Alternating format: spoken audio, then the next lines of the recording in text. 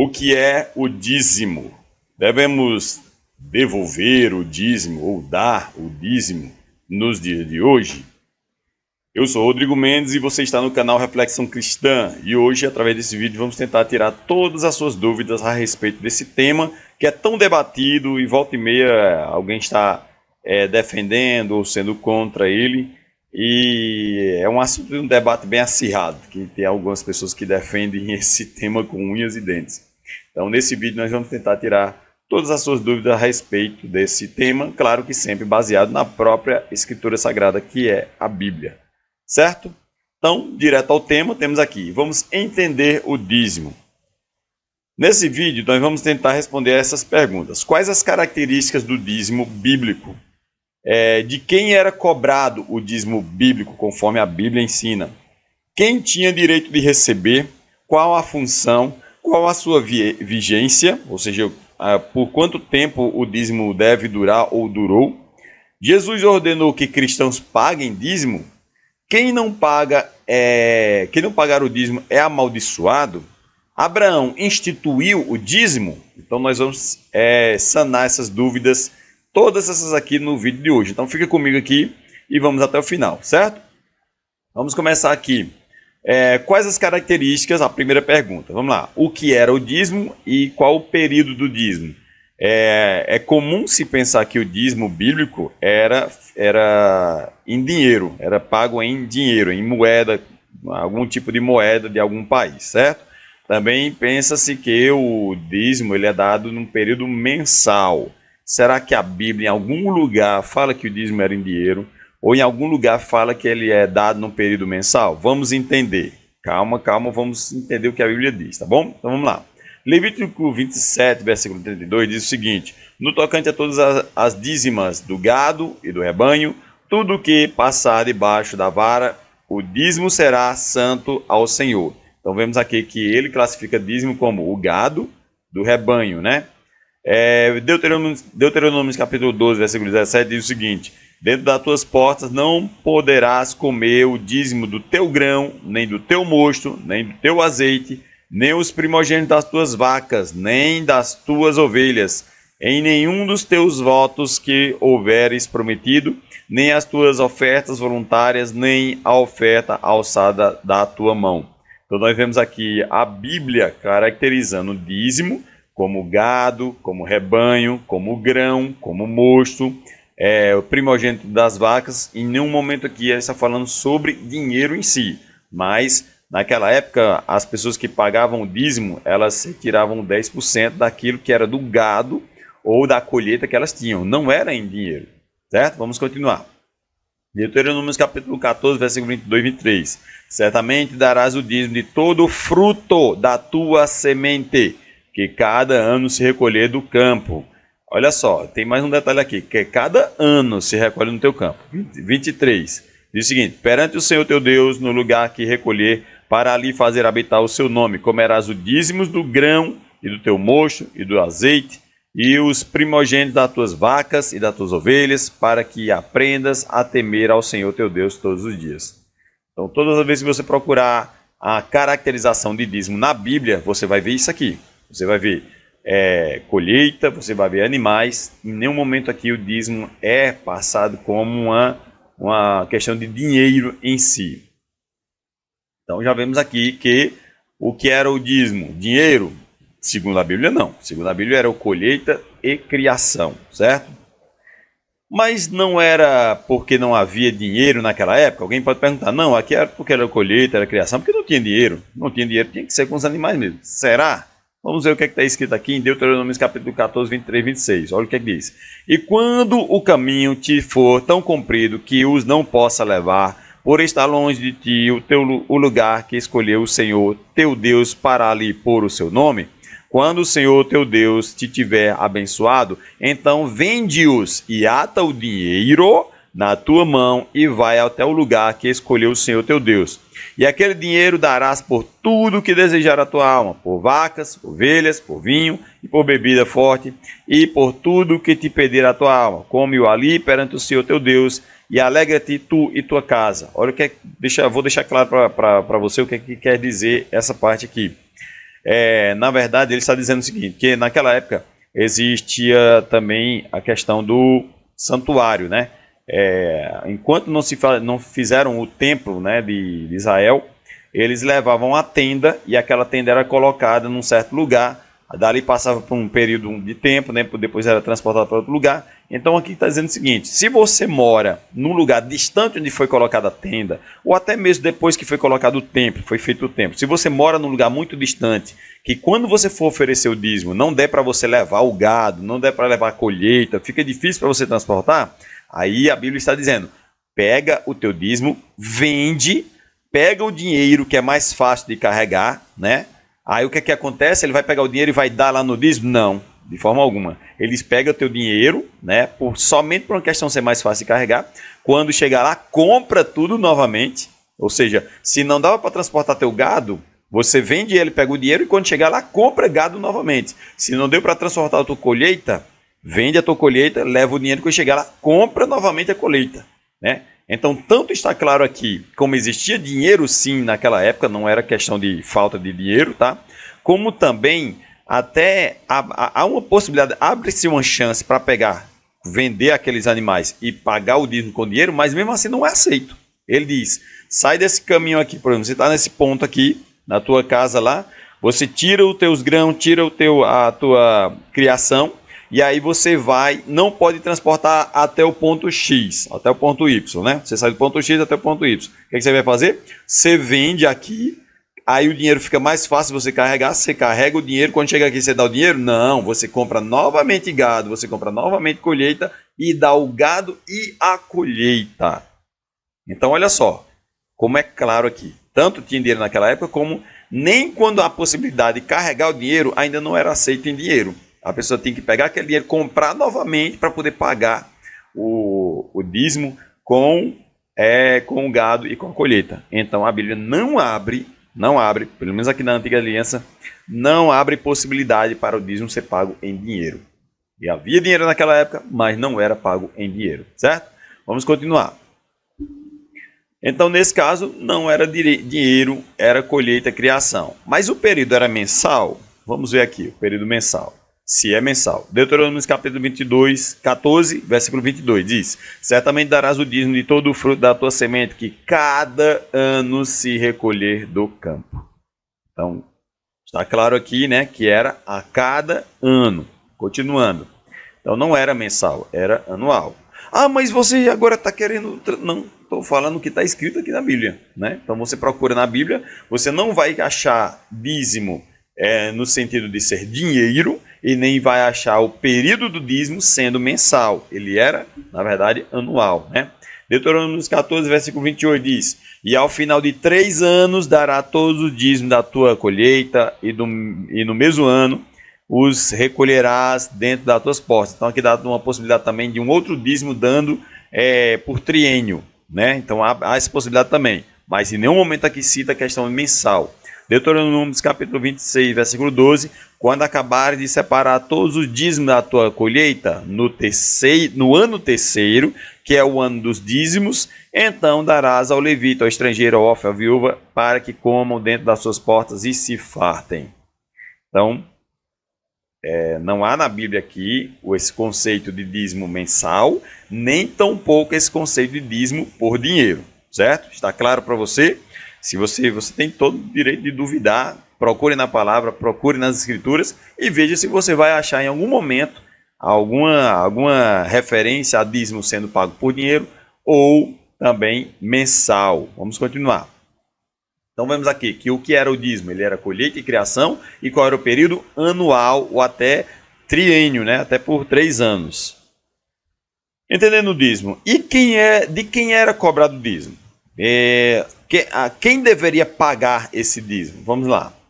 Em Números capítulo 18, versículo 24, 26 e 28, diz o seguinte, porque o dízimo dos filhos de Israel que oferecem ao Senhor em oferta alçada, tenho dado por herança aos levitas. Portanto, eu lhe disse, no meio dos filhos de Israel, nenhuma herança terão. Então, Deus aqui está dizendo, né, para o povo de Israel, que os levitas não terão terra. Portanto, seus irmãos, os filhos de Israel, não era babilônico, não era egípcio, não era gentil, não era grego, não era romano.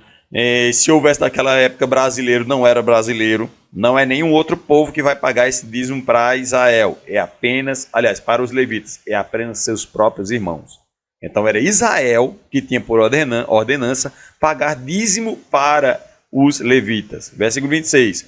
Também falarás aos levitas e dir-lhe-ás, quando receberdes o dízimo dos filhos de Israel, olha quem paga, os filhos de Israel, que eu deles vos tenho dado por vossa herança, deles oferecereis uma oferta alçada ao Senhor, o dízimo dos dízimos. Assim também oferecereis ao Senhor uma oferta alçada de todos os vossos dízimos, que recebereis dos filhos de Israel. Novamente, você não vai ver nenhuma passagem da Bíblia dizendo que romano, grego, gentil, qualquer pessoa que esteja fora do povo de Israel tem a obrigação de pagar dízimo. Não existe isso. Todo dízimo que se fala, toda vez que você vê na Bíblia alguma ordenança a se pagar o dízimo, é cobrado de judeu, de israelita, daqueles que fazem parte daquela nação de Israel, a nenhum outro povo a mais, certo? Em Hebreus capítulo 7, versículo 5, alguns podem até dizer assim, olha, mas tem tem dízimo no Novo Testamento. Tem dízimo no Novo Testamento? Tem sim, claro que tem. Mas quando se fala do dízimo no Novo Testamento, não está dizendo para cristãos pagarem dízimo. Na verdade, está falando sobre os israelitas que pagam aos levitas. Em Hebreus capítulo 7, versículo 5, diz o seguinte: e os que dentre os filhos de Levi recebem o sacerdócio têm ordem, segundo a lei, de tomar o dízimo do povo, isto é, de seus irmãos, ainda que tenham saído dos lombos de Abraão. Então, quem tem o dever de pagar o dízimo? Todo lugar da Bíblia que você procurar sobre dízimo vai estar dando dever aos israelitas. Em nenhum momento vai falar sobre algum povo fora dos israelitas que devem pagar dízimo, né? Então, fica a seu critério. Pode você analisar esses capítulos inteiros aqui. A Bíblia inteira você não vai achar nada além do que está sendo dito aqui, tá bom? Vamos continuar. Então, de quem era cobrado o dízimo? Quem deveria pagar? Somente israelita. Na Bíblia inteira você não vai achar uma resposta diferente para essa pergunta, a não ser somente os israelitas. Vamos para a próxima pergunta. Quem tinha direito de receber? Se já falamos o que é o dízimo, quem deve pagar, vamos saber agora quem deve receber. Números capítulo 18, versículo 21, diz o seguinte: e eis que aos filhos de Levi tenho dado todos os dízimos em Israel por herança, pelo ministério que executam o ministério da tenda da congregação. Então, quem deve receber o dízimo? Os filhos de Levi. Das tribos de Israel, a tribo de Levi não recebeu terra, por isso ela passa a receber esses dízimos, né? A tribo de Levi não plantava colheita, não criava gado, não produzia lavoura, então eram os filhos de Israel que deveriam pagar a quem? Aos levitas somente, tá bom? Hebreus capítulo 7, versículo 5, dentro do Novo Testamento, Paulo está ensinando sobre o dízimo do Antigo Testamento. Ele fala: e os que dentre os filhos de Levi recebem um sacerdócio, têm ordem segundo a lei de tomar o dízimo. Então, está claro aqui. A única resposta para as perguntas, quem tem direito de receber, a única resposta é os filhos de Levi. A única resposta é a tribo de Levi, a tribo levita. E não é essa conversa que muitos têm por aí, a pessoa aqui toca um instrumento, a pessoa canta no louvor, canta no coral, ele é levita. Não. Não é desse levita que a Bíblia está falando, não. Tá? Até em Hebreus aqui ele fala assim, ó, os que dentre os filhos de Levi recebem sacerdócio. Não é quem é um músico da igreja, quem é um cantor da igreja, não. É os que estão na tribo de Levi e recebem um sacerdócio. E tem ordem segundo a lei. O que está dizendo aqui? Não é a igreja que foi montada em tal lugar, não. É segundo a lei. Aqueles que têm sacerdócio segundo a lei. Esses que têm um mandamento bíblico para receber o dízimo. Certo? Então, quem tem direito ao dízimo? Somente os levitas de Israel. Não é levita, está parecendo repetitivo, mas porque o pessoal insiste em dizer que levita Ah, eu sou músico, eu toco na igreja, eu isso, aquilo, eu sou levita. Não, porque a Bíblia está sendo clara. Aos que têm sacerdócio, aos que são da tribo de Levi, que têm sacerdote e são segundo a lei. A Bíblia está sendo bem clara aqui, né? Então quem tinha direito de receber? Somente os levitas, segundo a lei, que tinham sacerdócio, certo? E qual a função do dízimo, então? Vamos entender qual a função do dízimo. Malaquias capítulo 3, versículo 10. Trazei todos os dízimos à casa do tesouro, para que haja mantimento na minha casa.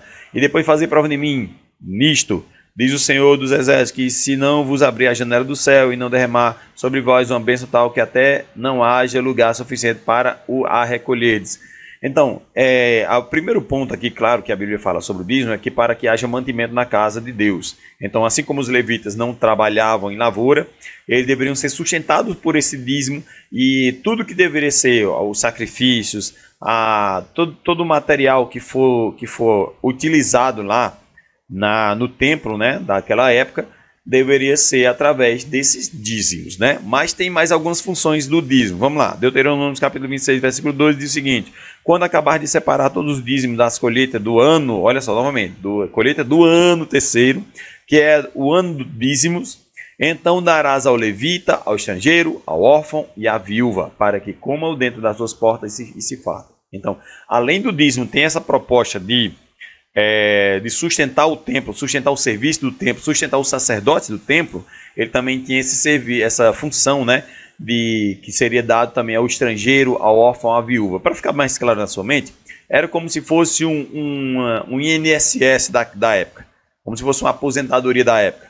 Aquelas pessoas que eram inválidos, aquelas pessoas que não tinham condição de trabalhar, ou, por exemplo, naquela época, a mulher em si, pela cultura daquela época, a mulher não podia trabalhar fora, muito dificilmente ela trabalhava fora. Geralmente era o marido que trabalhava fora, trazia a renda para dentro de casa e ela trabalhava dentro de casa. Então, quando morria o marido, quando a mulher não tinha mais filhos, era dessa viúva que a palavra de Deus se falava, né? Aquela que não tinha recurso, não tinha de onde tirar, né? Então, era meio que um INSS daquela época, era meio que um sistema de previdência para aquela época. Então o dízimo servia para sustentar o templo e para dar também essa função de previdência para aqueles que eram necessitados.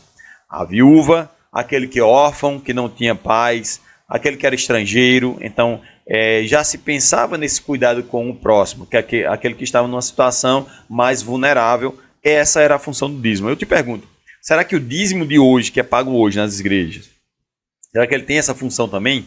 Será que é tirado uma parte desse dízimo, além da manutenção do templo? Será que é tirado uma parte desse dízimo e é oferecido às pessoas que estão em situação vulnerável, aqueles que são órfãos? Será que pega uma parte desse dízimo e também oferece àquelas pessoas que estão necessitadas? Aí você vai responder essa pergunta para si mesmo, certo? Então vamos lá, continuando. Qual a sua vigência então? Em que tempo durou o dízimo? De quando até quando o dízimo perdurou? Será que ele começou em certo ponto e permanece até hoje? Será que ele sempre aconteceu, sempre desde o dia de Abraão, ele sempre aconteceu e sempre será o dízimo? Vamos ver qual a vigência do dízimo agora, certo? Números capítulo 18, versículo 21 diz o seguinte: e eis que aos filhos de Levi tenham dado todos os dízimos em Israel por herança, pelo ministério que executam, o ministério da tenda da congregação. Então, qual é o período que deve ter vigência o dízimo? Olha só, por que foi dado esse dízimo por herança a Levi? Pelo ministério que executam. Em outras palavras, enquanto há sacerdócio, há dízimo. Quando não há sacerdócio, não há mais dízimo. Então pelo ministério que eles executam, pelo ministério de sacerdócio, eles devem receber o dízimo. Se não tem sacerdócio, então não tem mais dízimo. Hebreus capítulo 7, versículo 5 diz o seguinte: e os que dentre os filhos de Levi recebem um sacerdócio têm ordem segundo a lei. Então qual é a vigência do dízimo?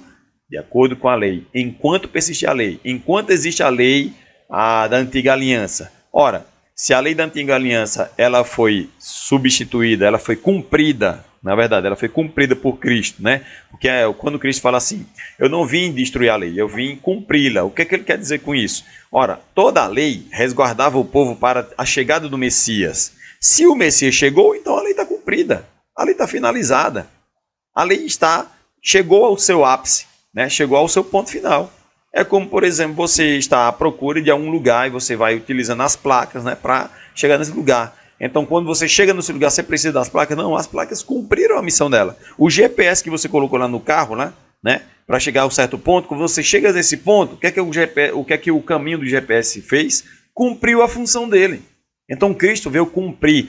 Toda a lei remetia a um sacerdócio eterno, de um cordeiro eterno, que viria a ser sacrificado por nós. Esse sacerdote veio, esse cordeiro veio, foi sacrificado por nós, então a lei foi cumprida, encerrada. Ok? Então, nesse caso aqui, o sacerdote, dentre os filhos de Levi, os que recebem sacerdócio, tem ordem de acordo com a lei de receber o dízimo. Ora, se a lei não foi cumprida, foi terminada. Se o sacerdote foi cumprido, foi terminado. Então o dízimo também já cumpriu a sua vigência. Certo? Continuando aqui. Hebreus capítulo 7, versículo 5. Eu já falei sobre isso, né? Versículo 7. Hebreus 7, versículo 12. Aqui embaixo. Diz assim, ó. Porque mudando-se o sacerdócio, necessariamente se faz também a mudança da lei. Se mudou-se o sacerdócio, se não é mais o sacerdócio levita, mas agora é o sacerdócio de Cristo que intercede por nós, então se mudou-se o sacerdócio, muda-se também a lei. Se mudou o sacerdócio levita daquela época, agora também mudou a lei que não é mais a lei daquela época, né? A lei judaica, a lei também é muitas vezes chamada de lei mosaica. Então, agora vivemos debaixo da graça e não há ordenância na graça para a paga do dízimo. Então alguém vai dizer assim, mas tem lá no Novo Testamento. Tem no Novo Testamento, em exemplo em Mateus 23, 23, tem em Hebreus 7 também, fala sobre o dízimo, mas quando eles falam sempre para judeus pagarem dízimo e não para aqueles que estão debaixo da graça. Certo? Então não existe ordenança na graça, já depois de cumprida a lei, para que se pague o dízimo. Continuando aqui. Então, com a sua vigência, mas Jesus não mandou pagar o dízimo a Mateus 23, 23, foi o que eu acabei de falar, né? A vigência está dentro da lei, e você vai me perguntar, mas não foi Jesus que mandou? Jesus mandou pagar o dízimo, e Jesus já estava debaixo da graça. Será? Vamos entender bem. Olha só. Sim, Jesus mandou pagar o dízimo, mas note os detalhes. Olha só, Mateus 23, 23. Olha o que Jesus Cristo diz. Ai de vós, escribas e fariseus hipócritas, pois que dizimais a hortelã, o endro, o cominho, e desprezais o mais importante da lei, o juízo, a misericórdia, a fé, deveis, porém, fazer essas coisas e não omitir aquelas. Jesus Cristo está dizendo que nós devemos ter amor, ter misericórdia? Sim. Ele também está dizendo aqui que devemos pagar o dízimo? Sim, também. Só que olha o detalhe aqui. Ai de vós, escribas e fariseus. Para quem que ele está falando? Está falando para romano? Está falando para grego? Está falando para recém-convertido? Não, ele está falando para aqueles que estão ainda na antiga aliança. Inclusive, essa fala do Senhor Jesus Cristo, ela foi falada antes do seu sacrifício. Então, enquanto ele estava enquanto ele não foi sacrificado, ele estava dentro da lei também, estava cumprindo a lei do Pai. Por isso que ele ensina para os fariseus, para os escribas, que são judeus, que estão ainda dentro da lei, vocês devem pagar o dízimo. Então, Cristo está ensinando a pagar o dízimo? Sim, mas para quem? Para judeu, né? Para israelita pagar o dízimo. Certo? E ainda deixa mais claro aqui, ó. Porque dizem mais a hortelã, o endro, o cominho, ou seja, até os temperinhos mais simples eles dizimavam. Mais uma vez claro aqui de que não era dinheiro, mas eram colheitas. Então até o endro, o cominho, aqueles temperinhos eles dizimavam tudo, mas esqueciam de ser amáveis, esqueciam de ter misericórdia. Então Cristo diz, tenham misericórdia, pode continuar pagando o dízimo? Pode, mas tenham misericórdia. Porém, essa ordenança aqui é debaixo da lei, antes do seu sacrifício. Não é para cristãos, não é depois do sacrifício de Cristo, não é depois da sua ressurreição, é dentro da lei ainda, certo? Então olha só, se nós tivermos um olhar superficial sobre esse versículo aqui, seremos levados a crer que Jesus Cristo está falando aqui, por ser um versículo do Novo Testamento, então Cristo está ensinando a cristãos a pagarem dízimo no Novo Testamento, debaixo da graça, né? Mas, observando os detalhes, nós percebemos o seguinte, ó. Observe essas três partezinhas que eu coloquei aqui embaixo, né? Ó. De que dízimo Jesus está falando? Olha só, de hortelã, endro e cominho, ou seja, de colheita e não de dinheiro. Segundo, a que aliança ele se refere? Olha o que ele diz aqui, ó. O mais importante da lei, ou seja, está se referindo à lei e não à graça. Próximo, Quem ele manda pagar o dízimo? Judeus e não cristãos. Está vendo aqui? Então, quando ele diz vós, escribas e fariseus, está ordenando a judeus e não a cristãos. Quando ele fala o hortelã, endro e cominho, está falando de colheita e não de dinheiro. Quando ele fala o mais importante da lei, ele está se referindo à paga do dízimo para aqueles que estão debaixo da lei e não aos que estão debaixo da graça. Está vendo? Então, olhando num olhar superficial, nós somos levados a pensar de uma forma, mas observando os detalhes, nós vemos que não é bem isso que o versículo, não é essa ideia de que Cristo está ensinando a cristãos a pagarem dízimo dentro da graça, né? Então, observando melhor, a gente consegue perceber isso claramente. Então, vamos lá. Qual a sua vigência? Enquanto durou a lei veterotestamentária, né? Então, enquanto durou a lei do Antigo Testamento, durou o dízimo. Essa é a vigência do dízimo bíblica, tá? Então, qualquer um que vier falar que não é isso, então tem que provar na Bíblia, tá? Então, não existe outra parte da Bíblia que ensine que essa vigência do dízimo transpassou a lei. A lei foi cumprida, mas o dízimo permaneceu. Em nenhum ponto das Escrituras está escrito isso, tá? Próxima pergunta. Jesus ordenou que cristãos paguem dízimo? A gente acabou de ver isso aí, né? Então, definitivamente não. Jesus Cristo não ensinou a cristãos pagarem dízimo. Mateus 23 está dizendo, ai de vós, escribas e fariseus, né? Então, Jesus Cristo está debaixo da lei ainda, tá? Não foi sacrificado ainda. Então, está falando para judeus. Ficou bem claro isso aqui. Não vou falar mais porque vai ficar repetitivo, né? Então, consulte a sua própria Bíblia. Mas a minha versão da Bíblia é diferente. Leia lá do jeito que ela tiver lá, você vai ver que o entendimento é esse. Não tem como fugir, tá? Quem não paga é amaldiçoado. Pronto, aí vem a questão da ameaça, que muitos pastores utilizam lá em Malaquias, né? Para dizer que aquele que não paga o dízimo, ele vai ser amaldiçoado, né? Então vamos lá. Vamos ver o que realmente Malaquias está dizendo. Malaquias capítulo 3, versículo 8 a 11, diz o seguinte: roubará o homem a Deus? Todavia vós me roubais, e dizeis, em que te roubamos? No dízimo das ofertas, com maldições sois amaldiçoados, porque a mim me roubais. Sim, toda esta nação. Trazei todos os dízimos da casa do tesouro, para que haja mantimento na minha casa, e depois fazei prova de mim nisto. Diz o Senhor dos Exércitos: se eu não vos abrir a janela do céu, e não derramar sobre vós uma bênção tal, que não haja lugar suficiente para recolheres. E por causa de vós repreenderei o devorador, e ele não destruirá os frutos da vossa terra, e a vossa vide no campo não será estéril, diz o Senhor dos Exércitos. Então, muitos utilizam dessa passagem aqui para dizer, olha aqui, tá vendo? Ó, vocês estão me roubando? Então, vocês me roubam no dízimo. Você, igreja cristã, você está roubando a Deus no dízimo, né? Aí ele utiliza também para dizer aqui que vocês são amaldiçoados porque estão roubando dízimo. Vocês estão deixando de pagar o dízimo? Pois então você vai pagar o dízimo lá na farmácia, né?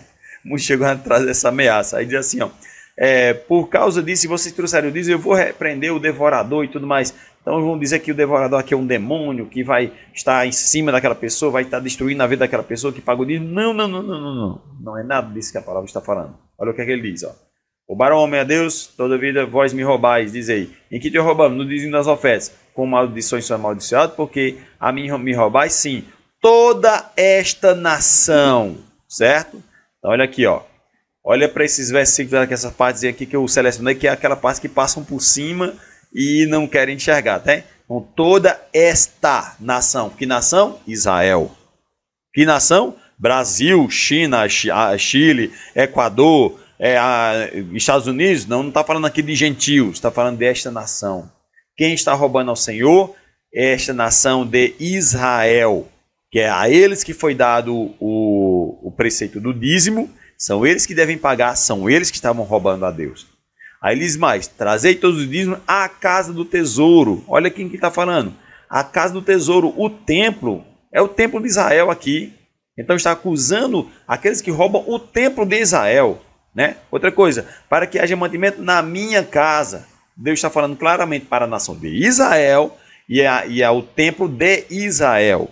Aí lá no versículo 11 ele diz, por causa disso, de vós repreenderei o devorador. Então, como o dízimo aqui é colheita, claramente, então esse devorador que ele vai repreender são os animais, os bichos que comiam, né? As pragas que tinham naquela época, né? O gafanhoto que comia lá, a locusta, né? Que devorava as plantações, né? Então está bem claro, o dízimo aqui é plantação e quem estava destruindo essa plantação eram gafanhotos, eram animais, eram pragas.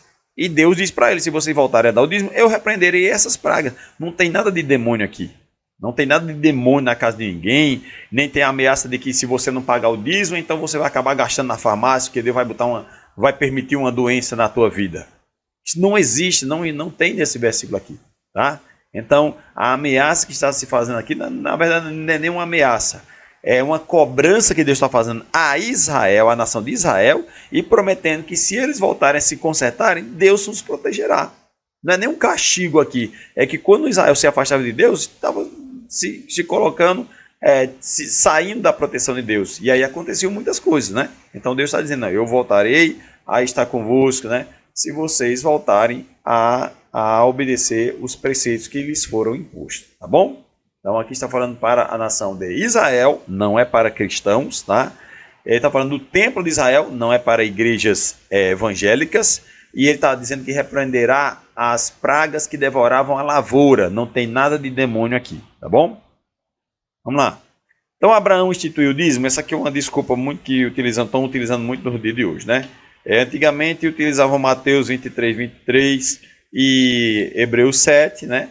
Como estão vendo que não dá mais para sustentar o dízimo por esses versículos, então agora a forma de defender o dízimo nos dias atuais é dizer que Abraão pagou dízimo, então está fora da lei, não tem nada a ver com a lei, então desde o início que Abraão paga dízimo, então por isso que o dízimo deve permanecer fora da lei, antes da lei e depois da lei também. Será?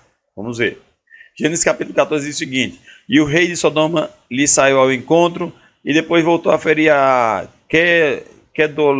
Quedorlaomer e os reis que estavam com ele, até o vale de Savé, que é o vale do rei. E Melquisedeque, rei de Salém, trouxe o pão e vinho, e era este sacerdote do Deus Altíssimo. E abençoou e disse: bendito seja Abraão pelo Deus Altíssimo e o possuidor dos céus da terra, e bendito seja o Deus Altíssimo, que entregou aos teus inimigos nas tuas mãos, e Abraão deu-lhe o dízimo de tudo. O que acontece aqui? Abraão entra em guerra com o povo, né?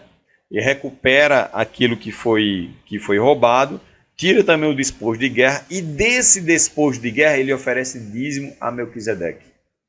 Então aqui, e outra coisa aqui, o que Abraão faz aqui, esse trecho aqui, que é narrado nas Escrituras, é apenas um texto narrativo, não é prescritivo. Uma coisa é um texto narrativo que conta, olha, tal coisa aconteceu. Outra coisa é um texto prescritivo que diz, você deve fazer assim, o povo de Israel deve fazer assim, ou os cristãos devem fazer assim, devem cumprir essa lei. Aqui, Abraão, em nenhum momento ele institui nada, ele não prescreve nada. Nem conselho ele dá. Né? Ele não fala aqui, se eu paguei o dízimo, a partir de agora vocês pagarão o dízimo. Não há prescrição nenhuma. Abraão apenas faz isso e aqui se encerra. Então ele pega o despojo de guerra. Nem aqui aquele dízimo da antiga aliança, né?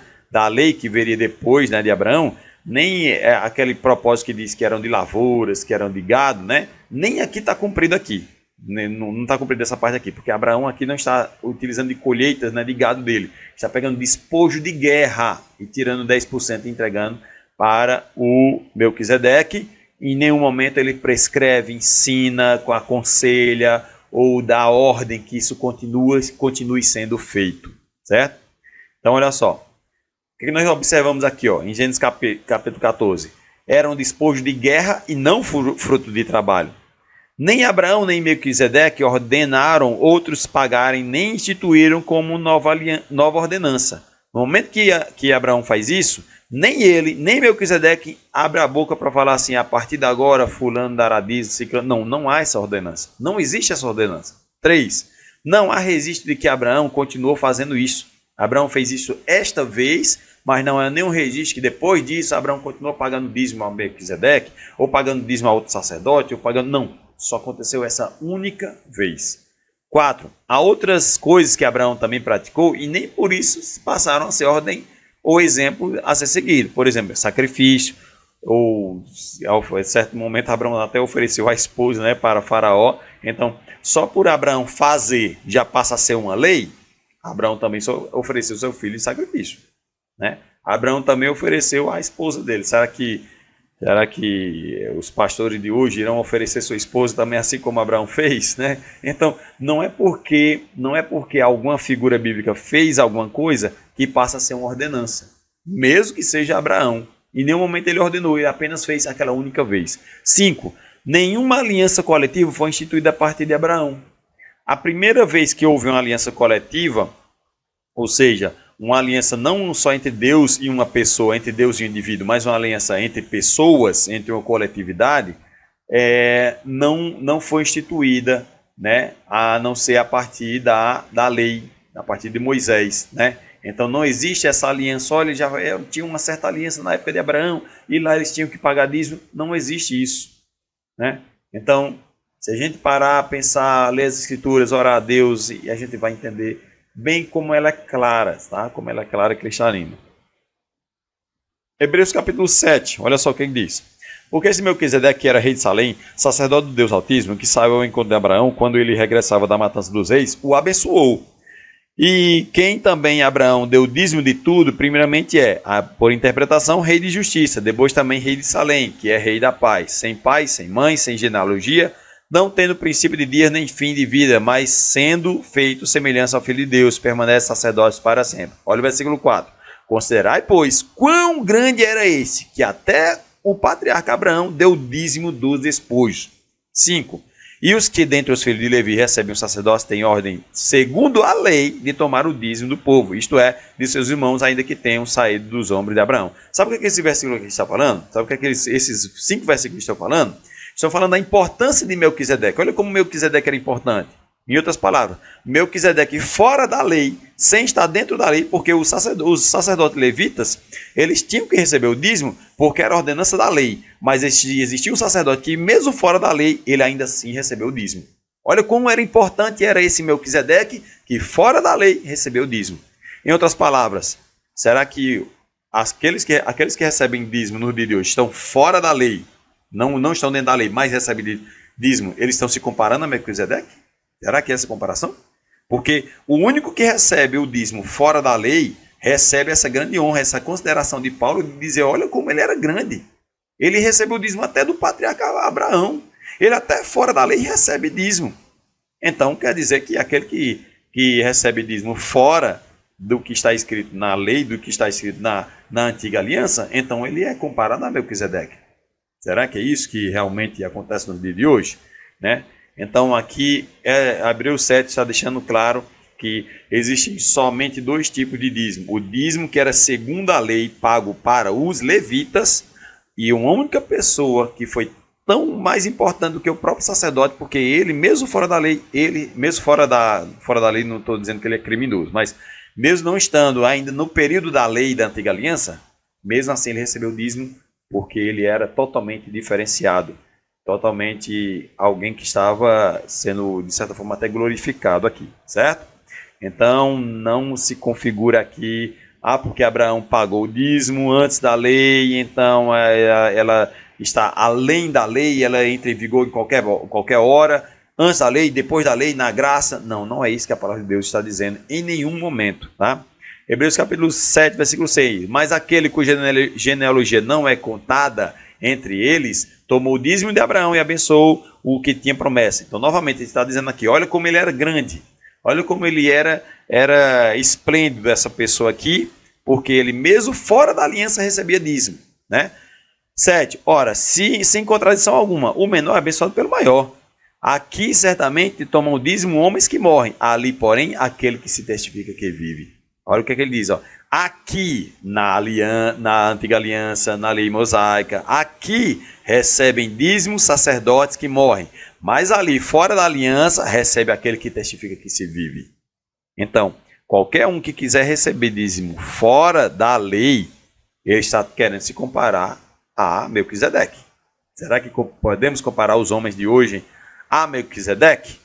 Porque é isso que a palavra de Deus está falando, está fazendo uma comparação. Até selecionei essa parte azul e essa parte vermelha. A comparação entre os homens que morrem, homens sacerdotes da lei que morrem, e aquele que se testifica que vive.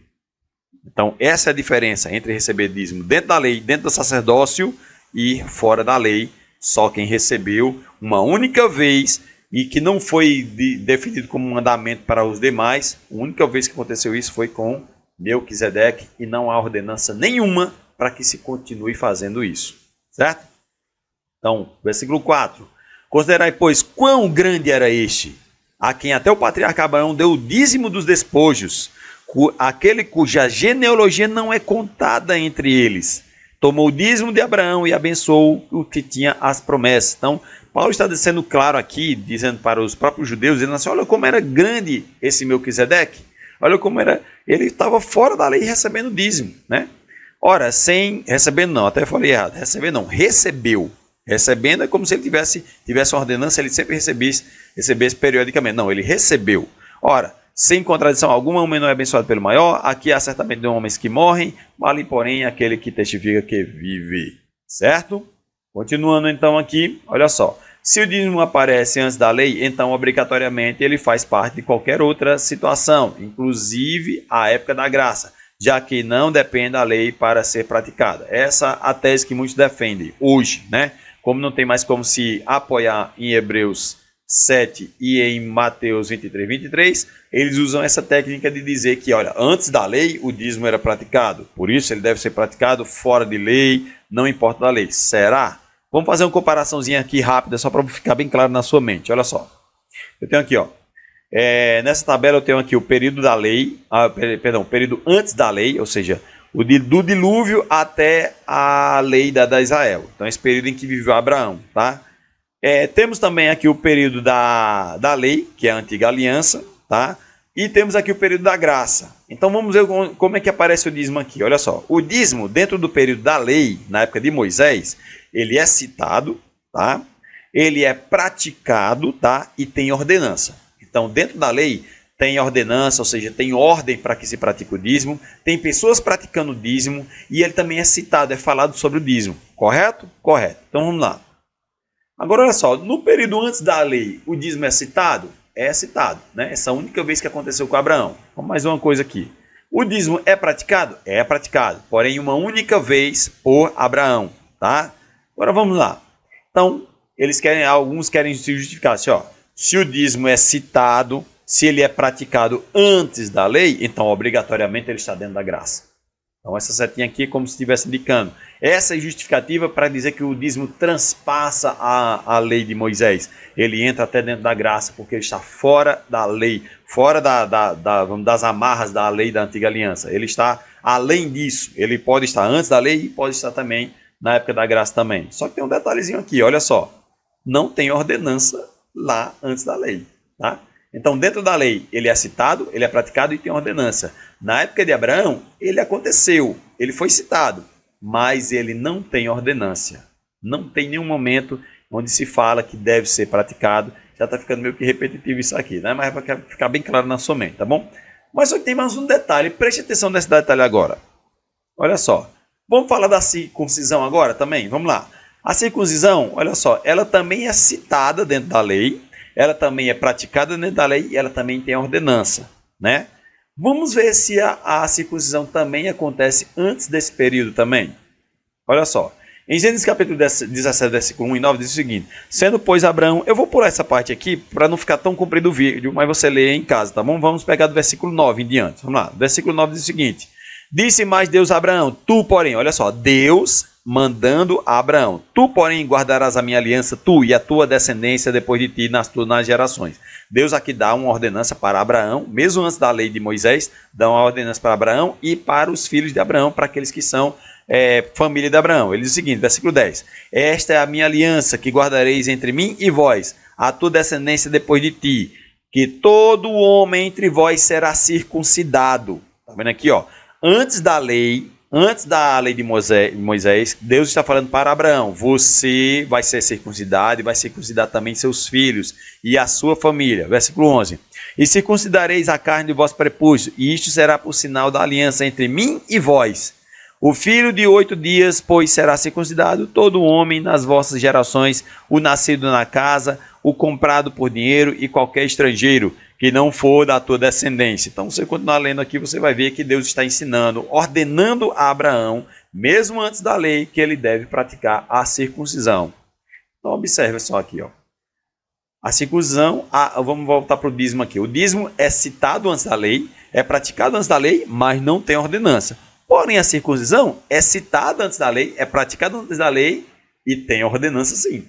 Tá? Então, a circuncisão tem ordenança. Então, se o dízimo, que é citado antes da lei, praticado antes da lei e não tem ordenança, eles querem dizer que deve ser praticado na graça, então muito mais a circuncisão. Porque a circuncisão, além de ser citada, além de ser praticada, tem uma ordenança a respeito dela, né? Em Gênesis capítulo 17, versículo 10, essa é a minha aliança que guardareis entre mim e vós, a tua descendência, depois de ti, que todo homem entre vós será circuncidado. Aqui não está apenas narrando um fato, está dizendo que deve ser feito, e não é só em você, Abraão, é em todos os seus filhos, deve ser praticado, deve ter continuidade da circuncisão. Então, se temos motivo para continuar pagando o dízimo, então o mesmo motivo deve ser aplicado para a circuncisão. Aquele pastor que utiliza a história de Abraão para justificar o dízimo nos tempos da graça, né, muito mais justificativa tem para continuar com a circuncisão. Então eu pergunto, por que o dízimo deve continuar e a circuncisão não? Entende? Então, não tem como você defender o dízimo com essa história de Abraão sem ao mesmo tempo levar no pacote também a circuncisão. Se for trazido o dízimo de Abraão, deve ser trazido a circuncisão e com mais justificativa ainda, porque o dízimo é citado e praticado, mas não tem ordenança. A circuncisão é citada, é praticada e tem ordenança. Tá? Então, o que eu quero dizer com esse vídeo? Que nós devemos praticar a circuncisão hoje? Não, eu estou falando o contrário. Que esse argumento de dizer que o dízimo deve ser praticado somente porque Abraão fez é furado. Porque se fosse feito isso, deveria ser feito com a circuncisão também. Tá? Na verdade, olha só, o dízimo é citado no período da graça? É. A circuncisão é citada no período da graça? É. O apóstolo Paulo vai falar em algum momento sobre o dízimo, vai falar em algum momento sobre a circuncisão, mas ele vai apenas citar. O que acontece? Mas não é praticado, né?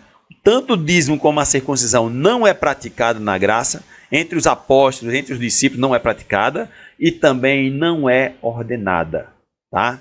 Então, por que o dízimo e a circuncisão, mesmo estando fora do conjunto da lei mosaica, mesmo estando anterior à lei mosaica, por que eles não devem ser praticados na graça? Porque não há na graça nenhuma prática de dízimo na graça e não há nenhuma prática de circuncisão. Assim como também tem ordenança, não tem mandamento de dízimo na graça, também não tem ordenança de circuncisão na graça. Então, é furada esse argumento de Abraão para obrigar o dízimo, não dá, tá? Não cola, tá? Mateus 23, 23 e Hebreus 7 já foi descartado, agora estão tentando pular para esse ponto e ele também já pode ser descartado, porque não tem como ser defendido dessa forma, tá bom? Continuando aqui, então olha só, o dízimo e a circuncisão estão fora da nova aliança, porque não são praticados por nenhum apóstolo, nenhum discípulo, e também não é ordenado por nenhum apóstolo, nenhum discípulo, tá? Nem o dízimo, nem a circuncisão, certo? Então vamos lá, quais as respostas que obtivemos com esse vídeo? Primeiramente, quais as características do dízimo? O tipo é a colheita e não dinheiro, o período é anual e não mensal, tá bom? Então tem aqui alguns versículos aqui que você pode consultar. Por favor, consulte todos os versículos que eu passei aqui nesse vídeo, tá? Para você ver se realmente a palavra de Deus diz isso, né? Faça como os crentes de Bereia, né? Confira se realmente está de acordo com o que a palavra de Deus fala, tá bom? Segunda pergunta, de quem era cobrado o dízimo? Somente do povo de Israel, a nenhum outro povo mais. Quem tinha direito de receber? Somente a tribo de Levi e Melquisedeque, um caso à parte que foi Melquisedeque. Qual a função do dízimo? Mantimento do templo de Israel e também ajuda ao órfão, à viúva e ao estrangeiro. Qual a sua vigência? Por quanto tempo o dízimo permaneceu? Apenas somente enquanto vigorou a lei mosaica, a lei do Antigo Testamento. Jesus ordenou que cristãos paguem o dízimo? Não. Ele ordenou que judeus paguem dízimo.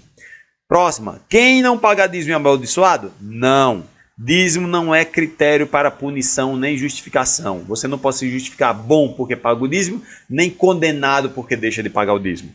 Abraão instituiu o dízimo, em nenhum momento da escritura ele deu ordem alguma para que alguém além dele pagasse dízimo, e nem ele continuou pagando dízimo, ele fez isso uma única vez, certo? Então vamos lá. Então, Se o dízimo tem essas características aqui, né? Não é bem configurado igual que se é pregado hoje, né? Aí você pode perguntar, então como uma comunidade pode ser suprida financeiramente sem o dízimo? Se você vai dizer, não, tá bom, eu entendi que o dízimo é assim, mas vamos continuar praticando o dízimo, porque como é que a igreja vai se sustentar? Alguém pode até acusar, você está fazendo um vídeo desse irresponsavelmente, porque as pessoas vão deixar de custear o ministério. Não, não é bem isso não. Nós devemos trabalhar com a verdade, tá? E há uma forma de suprir a necessidade da igreja sem o dízimo. Sim, e é bíblica. Vamos lá. Atos capítulo 4, versículo 34 ao 37 diz o seguinte: não havia, pois, entre eles necessidade algum, porque todos os que possuíam herdades ou casas, vendendo-as, traziam o preço do que fora vendido e o depositavam aos pés dos apóstolos. E partiu-se cada um segundo a necessidade que cada um tinha. Então José, chamado pelo nome Barnabé. Bom, para esse aí, eu quero já ler esse versículo, mas olha só, alguém pode dizer assim, olha, mas esse versículo aqui está dizendo que eles vendiam tudo que tinham e davam os pés dos apóstolos. Então você está dizendo que as pessoas têm que vender tudo que tem e depositar na igreja, não é mais dízimo, agora é tudo que tem, não. Aqui nós temos um período em que os apóstolos estavam sendo perseguidos, né? E eles iam entregar tudo que eles tinham, porque na verdade eles iam perder mesmo, né? E aos pés dos apóstolos, né? Mas o teor do que está falando aqui são o quê? Coletas voluntárias, né? Não tem aqui falando 10%, um percentual, mas coleta voluntária, tudo aquilo que eles puderem juntar. Lá em Atos capítulo 16, se não me engano, também fala sobre essas coletas voluntárias, tá? Olha só que interessante, uma coisa aqui que muita gente passa por cima e não entende, ó, versículo 36. Então José, chamado pelos apóstolos Barnabé, que traduzido é filho da consolação, levita natural de Chipre, possuindo uma herdade, vendeu e trouxe seu preço e depositou aos pés dos apóstolos. Olha só o que é interessante aqui. Uma vez eu estava vendo essa passagem e me prendeu a atenção uma coisa aqui. Está dizendo aqui que todos os apóstolos, todos os discípulos vendiam suas propriedades, depositavam aos pés dos apóstolos, mas aí cita o nome desse José. Só ele é citado pelo nome. É como se você falasse assim, ó, as pessoas estavam ajudando e tudo mais, todo mundo chegava ajudando, e fulano chegou e ajudou. Ué, por que só fulano merece uma atenção? Por que só José foi citado aqui se todo mundo estava depositando também? Olha só o que é que tem de interessante nesse José. Ó. Então José é chamado pelos apóstolos de Barnabé, que traduzido é filho da consolação, levita natural de Chipre.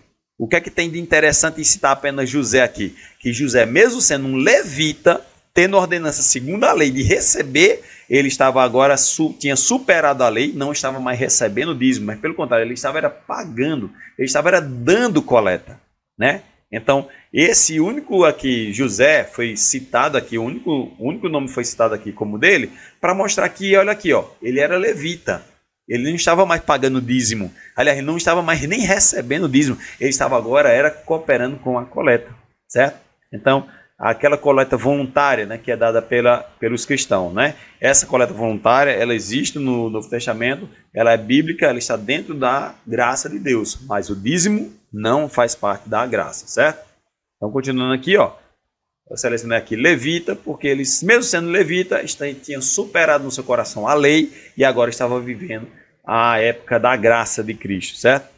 Se você fizer um propósito no seu coração, se você quiser, eu quero fazer um propósito no meu coração, eu quero dar esse 10% para a igreja, ou 20%, ou 5%, ou quero dar o que vier ao meu coração, o que Deus me fizer sentir, né? Boa coisa você faz em dar essas coletas, né, para ajudar o órfão, a viúva, o estrangeiro, os necessitados, né? Se realmente o dinheiro que é arrecadado na igreja é direcionado para o bem da obra. O bem da obra, né? Pastor anda de jatinho. O bem da obra não é pregador chegar a cobrar 15, 10 mil reais para vir pregar. Engraçado, né, que os apóstolos vinham de graça, né? Mas pregadores tal, tem que vir com 15, com 10 mil, com 20 mil reais. Então, se o propósito da arrecadação da igreja não foi esse, mas foi realmente ajudar os pobres, os necessitados, então você pode sim até fazer esse propósito. Eu quero dar 10%, mas que esse propósito seja teu. Ninguém pode te cobrar, ninguém pode dizer que você está certo ou errado por pagar 10%. Então, por quê? Porque olha só, de novo protesta todo homem que se deixar circuncidar, estáis obrigado a guardar toda a lei. Ou seja, o que é que Paulo está falando aqui? Se vocês voltarem a praticar uma coisa só da lei, tem que praticar todo o resto. Da mesma forma, se a circuncisão estava dentro da lei, e se eu me circuncidar, eu tenho que guardar o resto da lei, o dízimo também está dentro da lei. Então, aquele que quiser pagar o dízimo como ordenança, esse tem que praticar todas as ordenanças da lei também, tá? E ele diz aqui, ó, 4. Separados está de Cristo, vós que justificai pela lei. Então, o que é que eu quero dizer? Se você tiver um propósito de si mesmo, olha, eu quero dar 10% na igreja, ou 20%, seja lá o que for, o propósito é teu. Mas se você chegar a cobrar, se alguém lhe cobrar, ou tentar, ou alguém pagar e se justificar, olha, eu sou fiel no dízimo. Quando a pessoa diz eu sou fiel no dízimo, ele está se justificando. Ele está dizendo que ele está certo numa coisa e essa coisa é dízimo. Só que essa coisa dízimo está dentro da lei. Vocês que se justificam por praticar coisa da lei, vocês caíram da graça. Aquele que se justifica por praticar a circuncisão, ele caiu da graça. É o que a Bíblia está dizendo. Aquele que se justifica por guardar o sábado, que está dentro da lei também, caiu da graça. Aquele que se justifica, pode deixar que depois eu vou fazer um vídeo só sobre o sábado também, tá bom? Então, aquele que se justifica com circuncisão, que é coisa da lei, sábado, que é coisa da lei, ou dízimo, que é coisa da lei, esse caiu da graça. Você pode até fazer essa sua arrecadação de um puro sincero coração, não precisa falar para ninguém, vou dar 10% na igreja. Você pode ser isso aí. Mas desde o momento que você coloca isso como regra, se você diz para os outros que isso é uma regra, se deve ser obedecida, ou que você diz que eu sou justo porque eu faço isso, eu me justifico por fazer isso, então você está caindo da graça. Parece pesado, né? Mas é o que a Bíblia está dizendo, não sou eu, tá? Então não tente se justificar por qualquer coisa que faça parte da lei, porque isso é estar separado de Cristo, ok? Então, eu creio que ficou bem claro para cada um, né? Esse ponto de vista, né? Que o dízimo, ele foi da antiga aliança, não tem nenhuma justificativa para ele ser aplicado no dia de hoje. Se você quiser dar do seu puro e sincero coração, eu quero fazer isso aqui, mas não vou me justificar, não vou dizer para ninguém que eu estou mais certo ou mais errado porque eu deixo de pagar 10%, tá? Você pode fazer, não tem problema, tá? O que não pode é ser instituído numa igreja como regra, nem mas na minha igreja não é obrigado o dízimo, mas o pastor ensina que é 10%. Não, nem ensinado pode ser, tá? O que é ensinado é a coleta que a pessoa deve dar de um sincero coração, tá? Então, o dízimo não deve ser motivo de justificativa, tá bom? Então, qualquer dúvida, qualquer pergunta, coloque aqui nos comentários aqui embaixo, tá? Eu creio que a partir desses versículos bíblicos possa ter ficado bem esclarecido para você qual é o real dízimo bíblico e fica claro que ele não é praticável nos dias de hoje, certo? Então, agradeço a sua atenção. Até a luz aqui parou, tive que cortar o vídeo. Meus vídeos eu procuro não cortar, né? Eu tive que cortar várias vezes esse vídeo aqui, porque a luz está caindo direto aqui, mas eu não vou mais cortar, vou encerrar agora, tá bom? Então agradeço pela sua atenção, fique com Deus, qualquer dúvida coloca aqui embaixo. Quiser também dar alguma sugestão de vídeo, olha, faz um vídeo sobre tal tema, coloca aqui nos comentários também, teremos o maior prazer também de abordar outros assuntos que diz respeito à palavra de Deus, tá bom? Fique com Deus, até o próximo vídeo.